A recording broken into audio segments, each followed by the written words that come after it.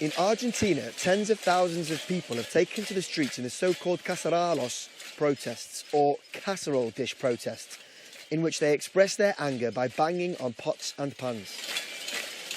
There is up to 30,000 people protesting against the government there for things such as high inflation, which is currently officially at 12%, high-level corruption cases, and what some people say is an attempt to change the constitution to ensure a re-election of the president inside of Argentina.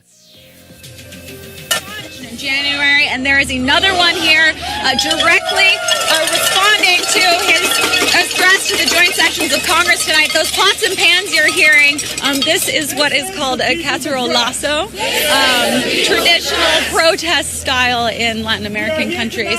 Right now, a representative from the Working Families Party, which set up this protest and rally, you're listening to Juan Antigua right now. He is starting what they're calling the People's Address in response to President Trump's address tonight. The most corrupt presidency in history.